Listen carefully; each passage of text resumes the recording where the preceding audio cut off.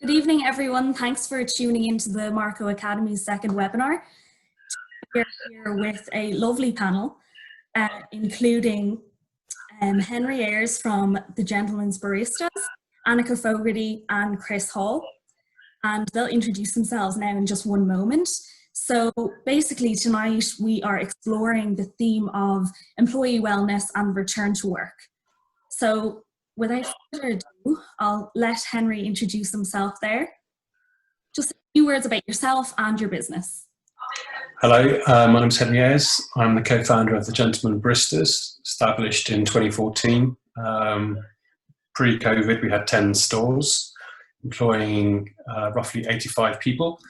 We're an independent roastery and collection of coffee houses in London, United Kingdom. Fabulous, brilliant. Pretty much me in a nutshell. Perfect.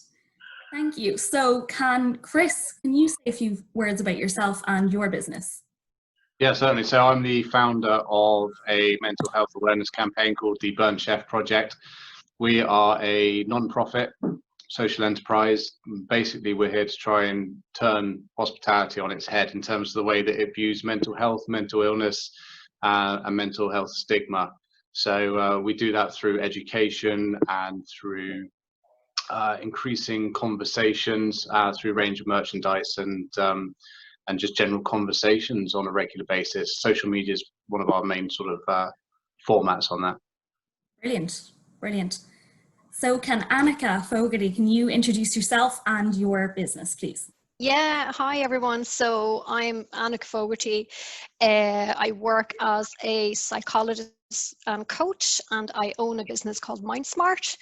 A lot of the work that I do would be therapy. I offer therapy to clients. I also do some corporate training around mental health in the workplace, wellness in the workplace. I also do some coaching, and I coach at all levels of the organization around burnout prevention. So I would work a lot with senior management around burnout, but also generally mental health in the workplace. Fantastic. So for those of you that it's your first time here, how tonight is going to work is I basically will interview each of our wonderful panelists and just have a short interview. It's going to be in 3 stages, and I will launch off and start with Henry. Okay, so part 1, Henry Ayers, and director and founder of the Gentlemen Baristas. Our first question tonight is, how has the return to work been for your employees at the Gentlemen Baristas? I think for a lot of them, it's been very difficult. As much as they've wanted to get back to work, and for many of them, they've been sort of quite frustrated being at home, and certainly for a majority of my staff, the confines of their own flats, and many of them didn't have access to parks or a garden or much of an open space. So there was the fear of a second pandemic, but there's also the adjustment side of things. So coming back to work, and for many of them, they found literally the first day they were exhausted, being on their legs all day when they've been used to sort of sitting down or whatever. And a lot of them, it took them a good week to actually adjust to the normality of the sort of a normal day-to-day shift. But luckily with us, I think the GBs is very much considered a family. And for us, it's the staff were networking amongst themselves, and that helped. So we had a lifeline in that each of the senior managements, the manager of each site, kept the channels open in terms of the staff communicating with each other. And that was very, very important during the lockdown.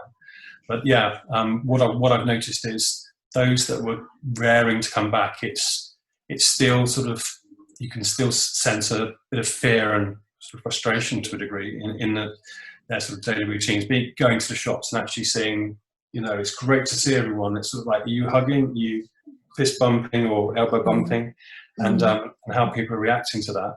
And so we've seen that from, you know, the first store we opened back up, and we sort of had all the measures, etc. And it made the shop a lot smaller, what was already quite a small shop into quite a tiny shop, half the size.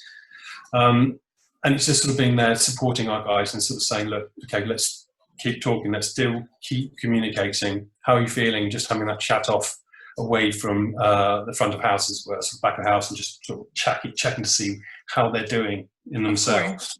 Of course. Brilliant. So we'll move on to our follow-up question. In order to aid the wellness of your employees, what was your approach for the return to work? Like, did you have phases, or was there a support system in place? Yeah, well, we had, as I said, we sort of had each of the managers was responsible for their own team, and the senior management, the ops, and myself and the co-founder, we all kept in touch and reached out to people. Instagram, so WhatsApp is all very well, and Zoom calls, etc. But I think, you know, by month 2, 3, we're seeing more and more people dropping off that side of things. To actually see people face to face meant so much. So for us, we phased the openings in that one store at a time. And unfortunately, out of 10 stores, we've only got 5 open at the moment. We've actually engaged into some pop-ups. So basically, for us, it's fundamental to get all of our guys back to work as soon as possible. And that's our plan, that's our strategy. And so for us, the 6 months of COVID, it was about survival and retention of staff. So through the pop-ups, it's allowing us to sort of ramp this up for the sites that we have, sites that are in the city, and it's quiet, it's a ghost town, so it's just not working, it's not viable to open, there's no footfall. So by having the pop-ups, it's allowing us to bring more staff back as quickly as possible. So for us, that's working as a model, and I'm seeing a lot of my competitors doing the same. Brilliant. That brings us on to our third question. Were you concerned about employee mindfulness post-lockdown, the effects of actually being locked down in their country? Absolutely. It was fundamental. That's why we endeavoured to sort of check in on everyone. And there was the option of, if you want coffee, we'll send it to you. And for me as well, getting quite excited about sort of these sort of bundles of the outside world arriving at my doorstep, so the coffees, etc., and getting really excited by it. But for us as well, knowing that the process of making anything, be it cooking or whatever, coffee is quite a mindful process itself. So the intricacies of the grind, the brewing, taking time out. I mean, I'm pretty confident in saying that the nation's caffeine intake doubled, if not tripled, especially with our children. And for me as well, I found my caffeine intake definitely increased. And for what most people have, it was their daily ritual of nipping out of the office, catching up with friends, or just having that coffee on the commute.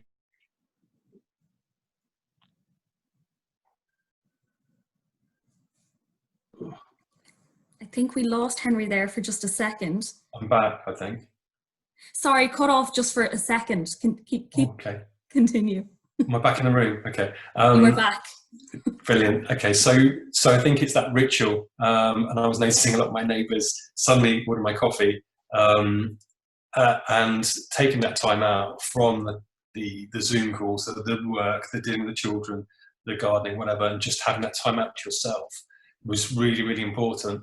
And for me, it's sort of having that little break throughout the day, and then my son's got realised what was going on, so wanted to be part of the this time out process sort of thing. But definitely for us, it's really, really important. Brilliant. To ensure that all the guys were okay. And we definitely saw that, as I said, people were dropping off the forums, the group chats, etc. It was just sort of checking in with them without being too prying and too intimidating. It's sort of just saying, we're here. If you want to talk, please. Brilliant. If you want a video call or something, then fine. Or by month 3 and stuff, we were trying to see people face to face. Exactly. It sounds like you did very well, and you had nearly a protocol in place just to check in and make sure that everyone was coping, because I mean, these are unprecedented times, as we all know. Yeah. We also had a live kitchen chat. So our head of coffee was doing 3 live feeds from our Instagram account, from his kitchen, so live in the kitchen. And on that, he was having guests. He was talking about what was going on in the industry, our industry, what was going on out there, and coffee and things. And we were seeing more and more people engaging. So you suddenly see somebody you haven't spoken to for ages, actually sort of on the side, oh, hey, how are they doing?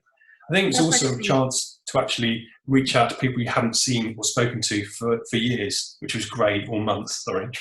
That's actually that's been great. interesting, because I've had that kind of conversation with my family and friends. Just, I mean, people checking in with you that you haven't spoken to in years, and there's something nice about that, I think, you know.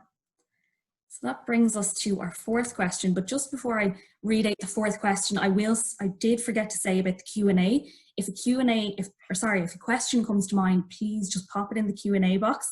If you hover above or below your screen, you will see the Q&A box, and just launch in a question and we'll be answering them at the end. So the fourth question is, do you believe steps toward employee and customer wellness will positively impact the workspace in future?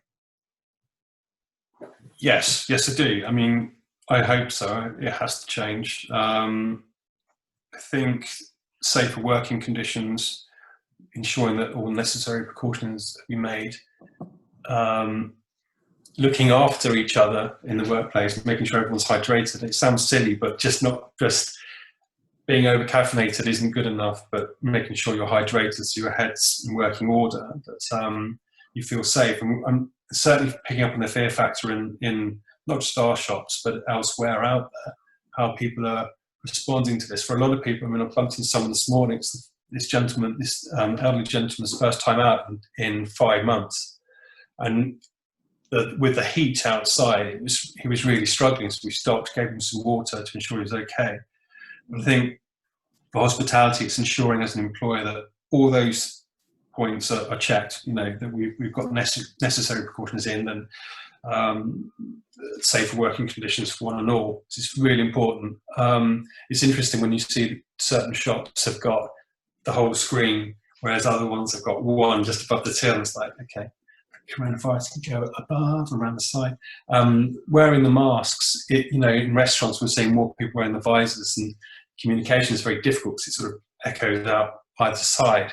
But for the consumer, it's knowing that they're doing something about it. It's all very well seeing the waiting staff wearing a mask, but if the manager's not wearing one, it's like, okay, what's the point? We're now seeing that, you know, on public transport, people adhering to the policy of wearing a mask. And when someone doesn't, it's like, you know, come on, you know, please make the effort. But yeah.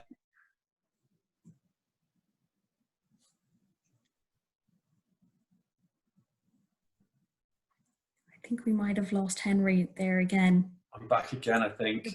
You're back. It's amazing. Work away. We only lost you for like a millisecond. Work away. Must be the sunshine or the hailstones or the thunder or lightning. Absolutely. Okay, so we will move on to your next question. What are your future ideas for implementing a positive wellness atmosphere in your coffee houses? So for us, it's talking.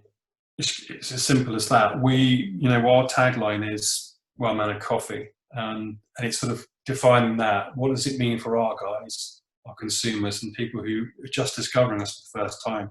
For us, it's about engaging, interaction, creating relationships, and it's really important that. So now we've got a queue out the door because of social distancing, and it's dealing with that, the customers in that time, so they're not waiting too long and don't lose that business, but at the same time engaging, not sort of, here's your coffee, bye. It's, how are you? Generally, how are you? Or that warm hello, that warm greeting, and bye-bye, take care, see you soon. Hope to see you soon. And it's just really important, making a difference to someone's day. So for us as a business, we're sort of implementing shorter shifts to avoid mental fatigue. And that's helping. Maybe that'll ramp up in a few months' time as more of our guys come back together. Definitely promoting kindness. We're encouraging walking and cycling, and a cycle to work scheme in the UK. So whereby any of our staff wants to get a bicycle, we basically pay for that, and it's paid off over a period of time. And so far, I'd say about 8 people have joined the scheme, which doesn't sound that many, but when you think the majority of our team, our family, aren't back to work yet, it's quite a nice stat. And in that, you've got exercise, which we all know is good for mental health. So that's basically pretty So I think we might have lost him again. I think he's back again. Sorry, I don't know why. No, Yeah. we seem to be losing you for a millisecond and then you're back. So no problem. Oh, okay. I'm back again. Just to reiterate what you've said. So basically, your top 3 ideas for implementing a positive wellness atmosphere would actually be promoting kindness, promoting exercise as well, as you said, massively linked. Yep. Sure, Annika will say that later on. It's massively linked to a positive mindset, really. And final thing was conversation in the coffee houses, which is, I would absolutely agree. That's important. We've always done it, and yeah. I'm damned if we're gonna stop doing that, because that's not what we do. Basically, exactly. people are It's coming part of to the us. brand. Yeah, it's very on brand. It's basically what we base the whole Beyond that strategy on. So for us as a business, it's important to be kind to others and just communicate, just interact with people. Yeah. Yeah. Brilliant. Taking time out to talk to people. Just be nice. Be kind. Be kind. Exactly. That smoothly brings us to part 2, and I will launch straight in. Thank you so much, Henry, for that. That was brilliant. And we'll launch into questioning Kris. So our first question for you, Kris, is, as many know, the Burnt Chef Project is a fantastic initiative. Do you believe in many ways the project is more important than ever today, considering COVID-19? I think what the COVID has brought to the table is it's brought a conversation that was starting to gain momentum already, much more to the forefront, as more people were having their own experiences with mental ill health as a result of isolation and COVID. So I think that allows more people to understand a little bit more about what mental health is about and take more of an active interest in making a change and learning more about it, really. Brilliant. I'd fully agree. I mean, if anything's going to highlight it, it's now. Yeah, I mean, certainly within hospitality, mental health illness, we did a study just as the whole COVID thing kicked off back in May. It was almost for 1,300 front of house, back of house, operational staff. And the results were quite startling. It was showing that the NHS say 1 in 4 of us will have a mental health issue within our lifetime. Our results actually showed that 8 out of 10 or 4 out of 5 people had a mental health issue as a result of working within hospitality, which, the data speaks for itself. It was one of the largest studies with hospitality and mental health. Now, I think that was further compounded by taking people out of a very fast-paced environment and then putting them into a complete stop, a complete freefall with, a very alien environment to most people that are working 60 to 80 hours a week. Absolutely. I mean, if COVID's done anything, it's certainly stopped people in their tracks, whether that is positive or negative. I don't know. There's pros and cons to everything, I suppose. Yeah, definitely. So the second question is, have you seen a stark difference between the wellness of hospitality staff pre and post lockdown in the workspace? So changes are slowly happening within hospitality with regards to welfare.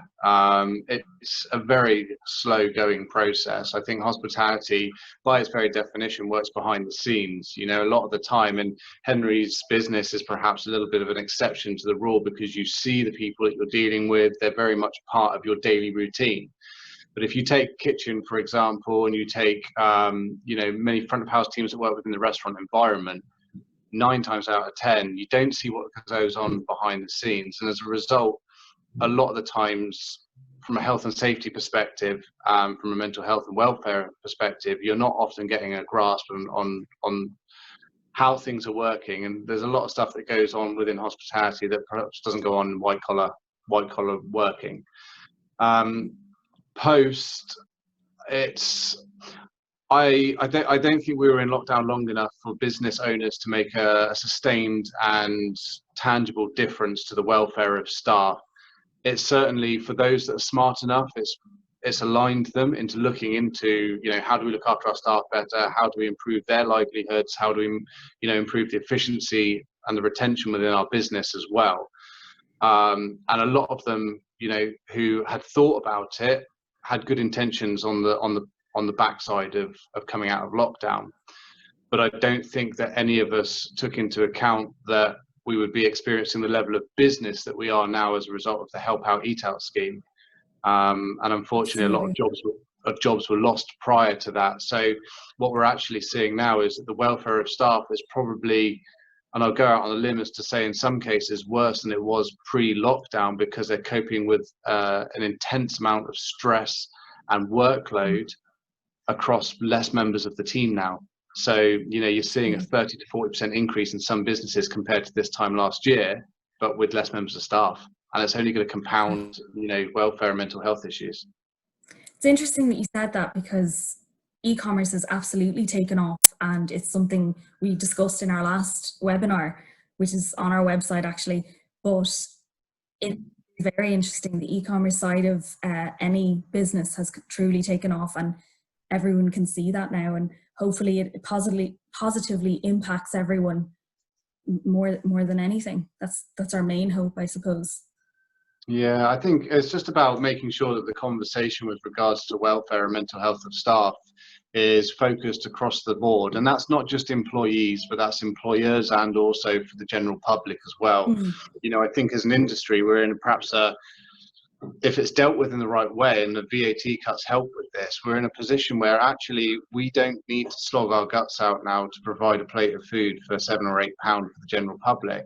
I think it's important for the public to see what is lost as a result of getting that plate of food or that drink to that person, you know, whether it be health or, you know, marriages or family life or any of those things that are connected. I think it's important that the public see the cost, not just the financial cost, but the actual, you know, psychological and physical cost of getting that out there, and pay a reasonable sum of money so that they can improve working conditions across the board, really.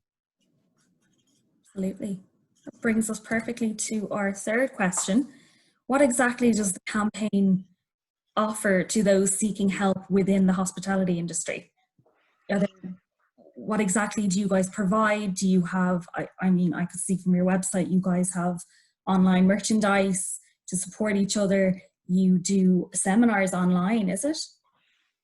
Yeah, I think just our very existence gives the topic of mental health and employee welfare a voice within hospitality. You know, this project started out a year ago as a photography campaign to raise awareness for mental health in my local area. And very quickly, we're now dealing with different continents across the world, which, you know, surprised me massively. So just from our very existence, it lets people know that they're not alone. You know, we are lifting the lid on what was previously undiscussed within hospitality as a taboo subject, and is now something that we are making mainstream. You know, I had a thought the other day that it'd be nice to design a card so that when someone had a bout of ill mental health, you could send them a card and it'd be as openly discussed as it would be if you had a cold or a broken leg. That'd be lovely. Yeah, that's a great idea. Great idea. Coming to stores near you soon. But you know, so that's part of our ethos, and we do get messages regularly from people who said, you know, it would have been great if you were around 10 years ago, because I needed that solace to know that I wasn't alone and someone to speak to. And we do have people contact us asking for advice on members of staff who aren't coping well with furlough, or who are suicidal, or who are having bouts of anxiety or panic attacks as a result of being in lockdown. And we provide advice on that front. We also, as with social enterprise, there's no profit to be made. The profit gets reinvested back into the project. So it doesn't mean we've got any stakeholders or shareholders that are, you know, doing this just to make as much money as possible and walk away. So what that does mean is that all the money that we raise from the merchandise sales can also then be used to pay for mental health awareness training. We are soon to launch management training programs as well, because an aspect of our trade is that 9 times out of 10 you'll find people have bumped up the line so quickly. They may be great on the pass, or they may be great at, you know, pouring a great cup of coffee and having a conversation with someone, but they may not necessarily be trained in people management, and that can make a situation with someone with mental ill health a lot worse if it's not handled correctly. So we spend money and we pay. So all of the ambassadors, like 30 odd ambassadors that we've got, they've all been put through mental health awareness training from both employee and employer perspectives. And we've paid for mental health first aid training, which is about £300 per person. We've sent about between 20 and 25 people away on that so far. So all of that gets reinvested, but that's only a very small percentage of the industry. That's brilliant. It sounds like you guys are really, really shedding a light on the mental stigma that we all see in the hospitality industry. And I had no idea the statistics were actually that high until I saw the study you did with, I think it was 1,000, as you mentioned earlier, 1,200 and something people. You know, the stats really. Yeah, scary. It's scary, but it's great that you have this project, and it seems to be going strong. Thank you. That brings us to our fourth question. Have you seen a rise in the online training that you offer since COVID-19 took hold of the world, really? Yeah, I mean, for the Burnt Chef project, I mean, we've been going since 2019, and you know, my plans were never to be where we are now. You know, I introduced wristbands just so that people can spread the awareness and open up more conversations, and now we've got a whole e-commerce platform, including journals and recipe books and all these, you know, all these things that are useful within the work environment. But COVID fast-tracked us by about 2 years in the space of 3 months. Which meant that over COVID, myself, I was furloughed from my main job, and it meant I was doing 60, 70 hours a week, working as quickly as possible to get the Burnt Chef project up to a stage where it was providing a better benefit for more people. It has also increased our workload quite significantly on the basis that more people are seeking help. We were getting contacted by those who are struggling to come to terms with being furloughed and isolated, but that was pale in significance compared to those that are now contacting us who are suddenly jolted back to a very fast-paced lifestyle with, you know, poor nutritional balance, lack of access to natural light, long hours, and you know, not much time for exercise. So we're now dealing with a byproduct of furlough and isolation, which is its own challenge. Absolutely. I can only imagine. And if you have any helpful links, by the way, if you just send it our way, and we'll actually upload them onto the website. Yeah, sure. In the coming days, because I'm sure people will be interested in having those links available. And our fifth question. So what are your future hopes and dreams for the Burnt Chef project, considering ever-changing hospitality landscape that we find ourselves in? Well, as I say, a year ago, I didn't expect to be reaching so many people, and I certainly didn't, you know, think that this message would be traveling across to places like Chicago and Australia and Tokyo. But here we go. I'm now on a sort of a one-man crusade, basically, to try and change the attitude of hospitality for the better. And it's, you know, I'm a small voice in a very, very big pool. But I genuinely feel that our existence, and, you know, a few others within this arena as well, like the Pilot Light campaign and Kelly's Cause, and Me, Myself and Mind, and, you know, Hospo, and all of us together, I think we'll be able to provide a much better message to a much wider audience of people. So for us, it's a case of, you know, I want to be out there once COVID sort of calms down, talking to people face to face, working with business owners, putting in place policies to reduce stress on their staff.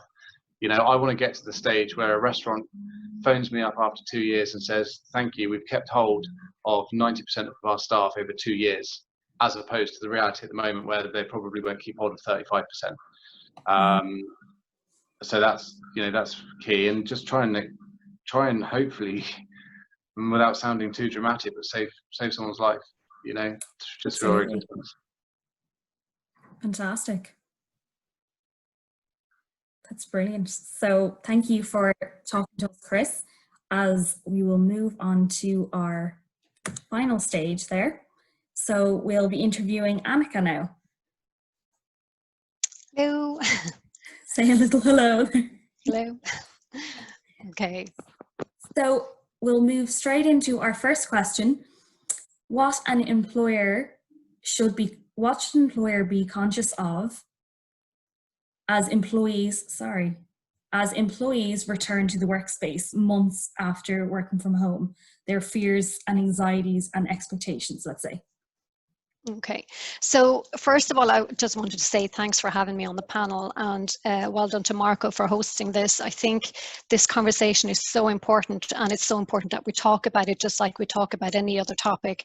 Mental health and wellness in a workplace is super important. So I suppose for myself, Alwyn, I would have offered online therapy sessions throughout lockdown and throughout COVID, and people have spoken to me on Skype from their bedrooms, from their sitting rooms, screaming kids in the background, and I suppose they have spoken about a very diverse experience of COVID. So for some people, it's been almost like a nice experience that they could press the pause button on a very busy life. There was no daily commute. They could just log on in their slippers with an oversized cardigan. 9 o'clock in the morning, I could log off and go straight downstairs, cook their dinner, and just have more time with their families or more time to themselves.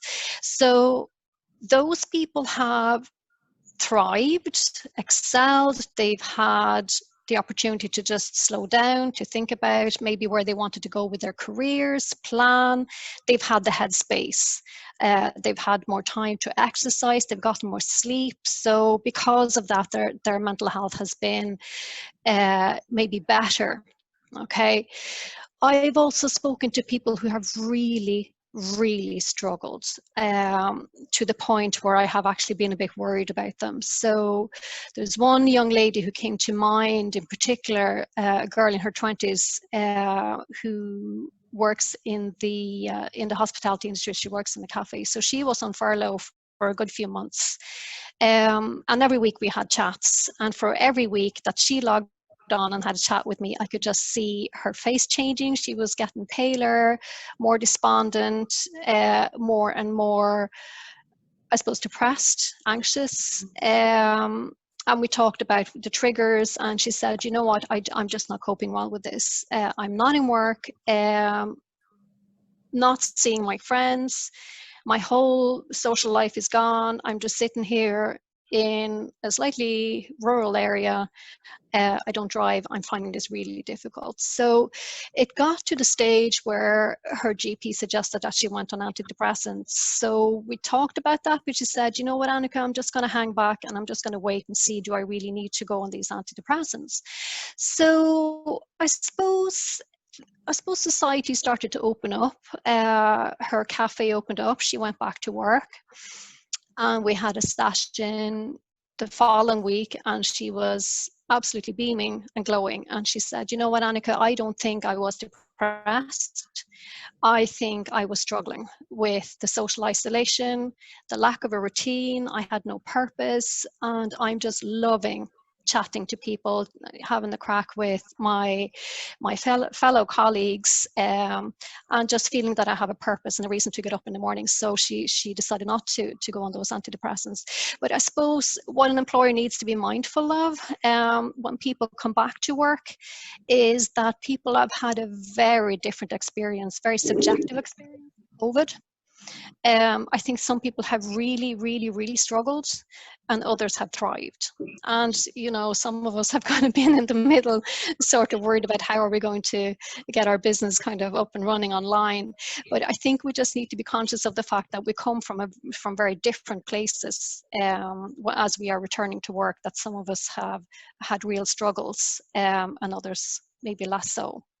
Absolutely. I mean, I think a lot of us have to remember that it's 50-50. Some people could have been completely struggling through this time, and some people may have thrived, as you said. And echoing what Kris said, it is quite serious, and people need to remember that. Absolutely. Yeah. And Yeah, it's real. fantastic that your client actually was able to reach out and was able to go to those sessions. It's incredible that she was able to get through that. Yeah, it's certainly an inspiration, Yeah. you know, and And that you she had the definitely have wisdom in this particular case, maybe just to hold off a little bit on that medication, just a Exactly. week or two, just until she knew, you know, what she was dealing with and what Exactly. the way out was for her. Yeah. Exactly. Yeah. That brings us perfectly to the next question for you. Steps an employer could take to give staff returning necessary psychological support. Sorry, I'm bouncing ahead. Psychological support. Yeah. So, Safety, sorry. yeah. Okay. So I think this is a really important question. And Absolutely. I have, I suppose, done training or workshops before, corporate workshops, where for managers and senior managers around mental health and wellness in the workplace. And we sort of go through all the steps, and then it's time for lunch, and people come up to me and they say, do you know what, I'm just not comfortable with that phrase. My door is always open. Come in and see me. If there's an issue, step into my office. We'll have a coffee. We'll talk about it. Because they say about themselves, and they say, I just don't know how to have those conversations. I just don't know what to say. What would I say if somebody was in distress and was in distress and came in into my office? My mind would be racing. I would feel blank. I would feel anxious. I'm just not comfortable with those conversations.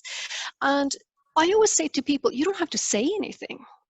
All you have to do is just offer that cup of coffee and a listening ear, and you don't have to solve anything for anybody. Because when we sit down and start talking to somebody or even listening to somebody, that person's internal problem solving mechanisms are going to kick into place. And it's often that when we talk through something difficult, we can sometimes see the solutions ourselves. And just knowing that your manager is there to listen to you is hugely helpful, hugely supportive, even though your manager mightn't have the answer. So I suppose managers are used to problem solving, making quick decisions, fixing things. You don't have to do any of that. All you have to do is listen. So that's what I would recommend, that, you know, those conversations aren't as scary as you think. But I suppose if somebody was in a crisis, I would nearly always recommend at some point introducing that very gentle phrase, do you think you need to go and talk to somebody? So, but that needs to happen at the end of the conversation. That's not something you say within the first 30 seconds. You need Absolutely. to let the person finish their point and finish their conversation. But that is something that could be introduced maybe towards the end of a conversation. Yeah. It seems like it has to just naturally come to that stage of the conversation, but language is very important. Particularly, it's quite difficult to go to a boss or a manager and say something like that, but it's very important because you see these people every day, you work with these people, or Zoom or team calls with these people. So it's very important to have an open space and a welcoming space to express. Absolutely.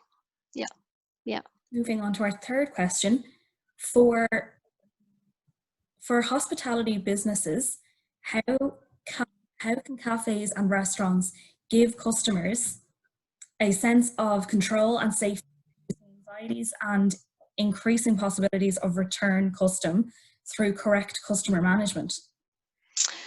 Yeah, I've been reflecting a lot on this question, right? So I'm just going to have to go to my notes now and see what I wrote down, because I did reflect on this quite a lot. Okay, so yeah, okay. So I suppose for myself, the weekend before last, I was in West Cork, and this weekend I was in Galway, and I would have popped in and out of cafes and restaurants. And I have to say, I have to take my hat off to all these businesses, because they have adapted, and they have adapted brilliantly. And what made me feel really safe as a paying customer was how, I suppose, all the PPE gear was worn correctly. I could see people very discreetly cleaning in the background, and how confident people were. So they just explained all the guidelines to me and showed me to my table. And I suppose that certainly made me feel very safe. So I suppose what I wanted to say is, you know, we're in the middle of a pandemic, and we seem to have kind of peaks, and then it kind of goes away a little bit. But I suppose as a human race, I suppose we're being hugely challenged at the moment, because the COVID virus acts like a predator. And the human race doesn't really have any predators apart from viruses, I suppose. But our natural and biological response to that is to react with anxiety. So if there's a predator, we react with anxiety. And anxiety is, I suppose, a way of dealing with the threat. It's so uncomfortable that we are shaken into taking some kind of action. And how we do that is we often gravitate towards others for safety. We often find that what reduces distress is to talk to somebody that we trust, and we seek out safe places. And I was thinking about this a lot, actually, that I think that the hospitality industry has a lot to offer in our, I suppose, our psychological recovery as a human species. You know, that when you think about what the hospitality business is all about, it's all about connection. It's all about bringing people together. And if you think about what, I suppose, a cafe or restaurant looks like, you know, all the chairs are facing each other, right? So that it's set up for conversations. It's set up for shared experiences. It's set up for, for connection. So I would argue that this is exactly what we need as we're coming out of the pandemic, and we're figuring out how to do this safely with the social distancing and the PPE and all that kind of stuff. That I think that the hospitality industry has a massive role to play in our psychological recovery. So I was going to say, if there are any marketing heads in the audience today, they might be able to tap into that, you know, this is something that's hardwired deep into our psyche and our biology. Absolutely. I completely agree with you, and I love the fact that the hospitality industry has adapted so well, and you can see it in cafes, you can see it in restaurants, you can see it in hotels, I mean, all over. And it's incredible, because a friend of mine, actually one of my best friends, lives in London, and she said it's exactly the same there. It's fantastic to see. I think I saw a picture on social media the other day where a cafe had actually just chopped down a whole load of pallets just to make an outdoor area for people to sit. People are more comfortable after COVID and sitting in the open air, I believe. And you've pretty much nailed it by saying, as human race, we just adapt.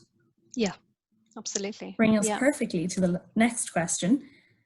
And last question, I believe. Oh, sorry. Keep forward. Considering what Henry and Kris have said and your own experience, we need to slow down and reflect more in society and not just in the hospitality industry? I think that now is a good time to think about how we want to shape everything going forward, because we are in the middle of massive changes as a human race, and how we do business, how we connect, how we travel, how we do everything. And I think now is the time to kind of think about how we want to shape everything going forward.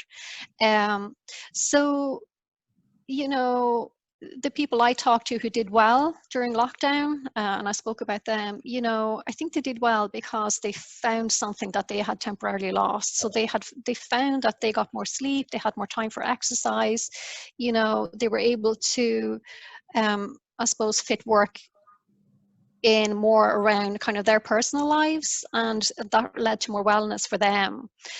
And maybe this is what we need to do more of going forward. I have no idea what that looks like, but I think creativity will kick in at some point and people will figure it out, you know. But yeah, so that's what I think. Brilliant. Great answer there.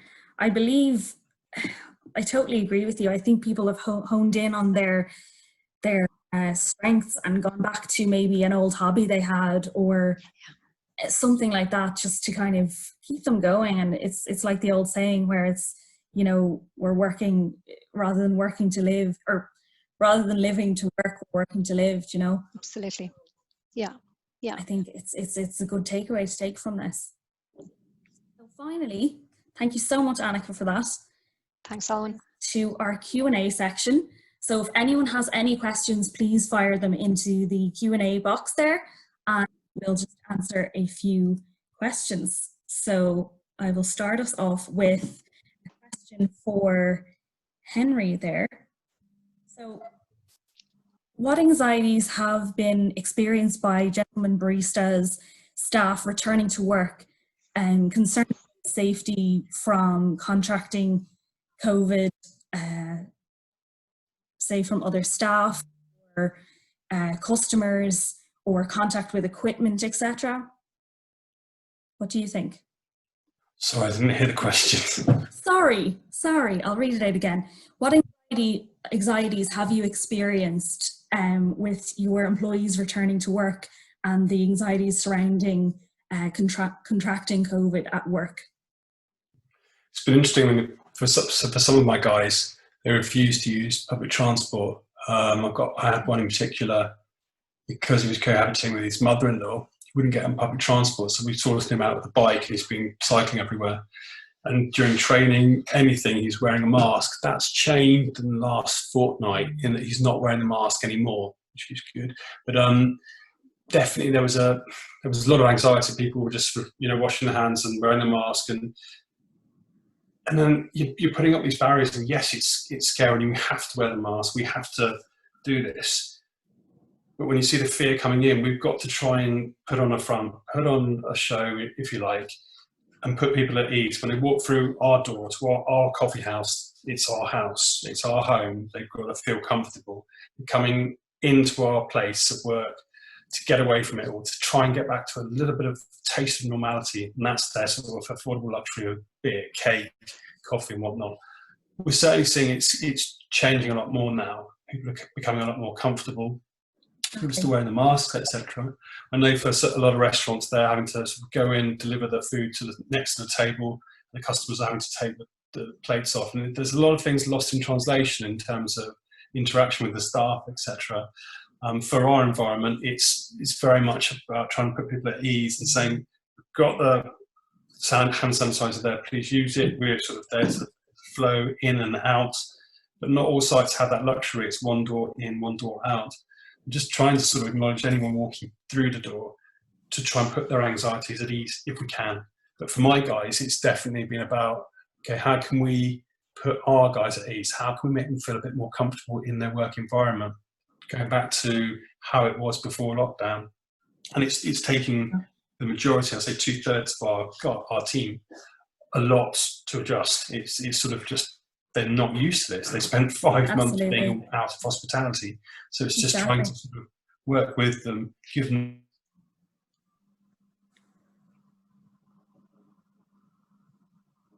I think Henry has dropped again. There you are. You dropped one more time. By me, technology. We had a good stint there. Don't worry. That actually brings us to our next question, because I am conscious of time there. So, Kris, what supports can an employer or management give to staff returning to work to support anxiety among staff? Well, I think Annika made a good point early on, and it's a case of just having that ability to actively listen to your staff and to know that there is no stigma within your workplace with regards to mental health.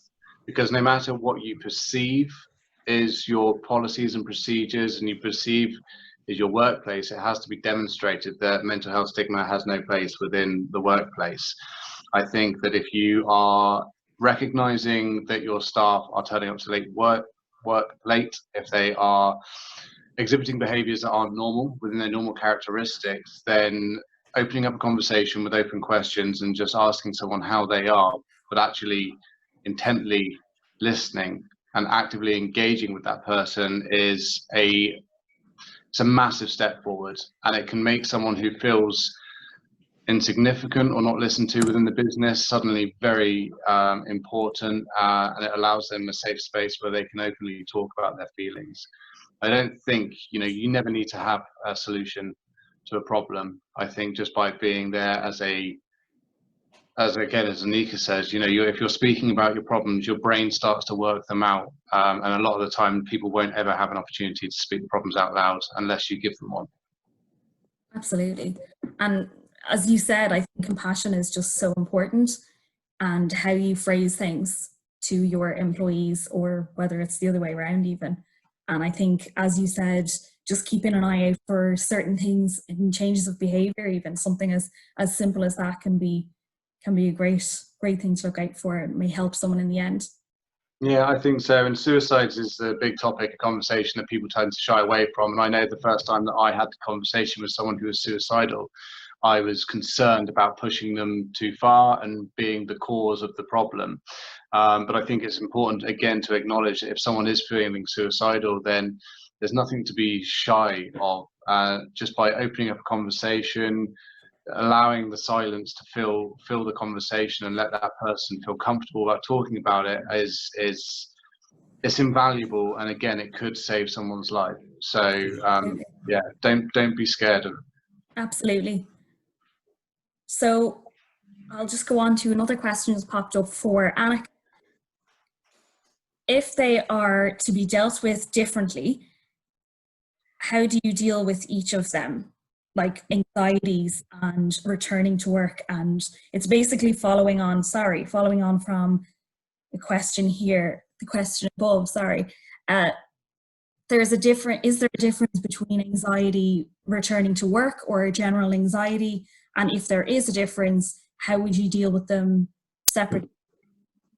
Okay, so I just really wish we had about 2 hours so I could talk about one of my favorite topics, and that is anxiety and anxiety management. So it's a big topic, but what I can say is that, you know, anxiety is sometimes contagious in a workplace. You know, if somebody's living with somebody who's, you know, medically vulnerable, and one employee says to Mary, "Hey, Mary, you know, didn't your mom have chemotherapy last year? Should you be in work? You know, you're, you know, around all these customers, you know, you might be bringing that home and your mother could get sick." You know, Mary doesn't need to hear that. Mary needs to hear, you know, more supportive messages. And I suppose when it comes to anxiety, and sometimes this, you know, is a good conversation, you know, in terms of kind of top down from management level, and that is to talk about sort of starting to, I suppose, put anxiety into and sort anxiety into kind of different boxes, you know. So if you imagine 2 boxes, you know, things that we can control and things that we can't control. Okay, so there's so many things we can't control. We can't control the global pandemic. We can't control the global economy. We can't control what job security may or may not look like going forward, but we can control XYZ, and this is where the employees come in, and maybe they can add things to their list. So we can control how we follow the COVID guidelines in work and how we clean. We can absolutely influence how we treat our customers, how we greet them, how we make them feel welcome, connected. We can absolutely show up for each other in work. And all these things, you know, are things that will reduce anxiety as opposed to heighten it. So that's where the focus needs to be. We shouldn't be worrying or thinking or overanalyzing and staying up at night thinking about all the things we can't control, even though it feels big and worrying. The focus really needs to be on the things that we can control and have some influence over. Brilliant. I'm sure it's hard for you to shorten that answer, yeah. But it was brilliant. And I'm sorry, guys, we actually just have time for one more question, and it's coming for Henry. Have you found it hard to keep the personality in the gentleman baristas during COVID with restrictions such as masks, etc.? We know you've mentioned it earlier, but I think this is a gentleman baristas fan. Yeah, face masks with facial hair. It's a winner. No. Basically, we're sort of, it's how we're acknowledged by the general public. We recently had one of our original site, our first coffee house, reopened after a refurb, and we just didn't know how many people were going to turn up. My wife said, "No, you're not taking the children." We didn't know how people were going to react, what it was going to be like. But throughout the day, it was very staggered, and I was absolutely blown away by how many of our old customers who we hadn't seen for years turned up, and stories, etc. For us, if you're wearing a mask, you can't really see what's going on. A lot's being told in the eyes. So for our staff, it's optional. If you want to wear a mask, you can wear a mask. You don't have to. We're seeing a lot of them don't now. They're constantly sanitizing, etc. But it's just inspiring them, just trying to enthuse them that, you know, we're going to get through this. We can get through this. We will get through this. We're a family. Our customers come in because of that whole thing of the GB family. The fact that we interact with our customers, we genuinely care. And it's when we haven't seen someone for a long time. And this is the one thing that keeps on happening when we open new stores, seeing our regulars. It's so nice to be back. It's so good to see them and hear their stories and to see how they are. And for a lot of people, they've been doing their own thing away from, you know, the coffee houses, and they're now coming back to just sort of tap into that normality. And it's just been wonderful, and just to re-engage with people. Yeah. And certainly I've bumped into customers in the last few weeks who I remember seeing them when we first opened, and their mood has changed. They seem a lot more confident, etc. And even in the workplace, more of us are sort of deciding, get rid of the lockdown belly, let's start looking after ourselves, our well-being, more exercise, etc. I want to talk. But yeah, it's definitely engaging with people, and just sort of communication, just exactly. Basically, you have to keep talking to each other. I think everyone knows at this stage you can't stop living. And that's highly important, and it's great to see that you had old customers rearing their heads and coming back to support you in such a difficult time. And that brings us to the end of our lovely webinar.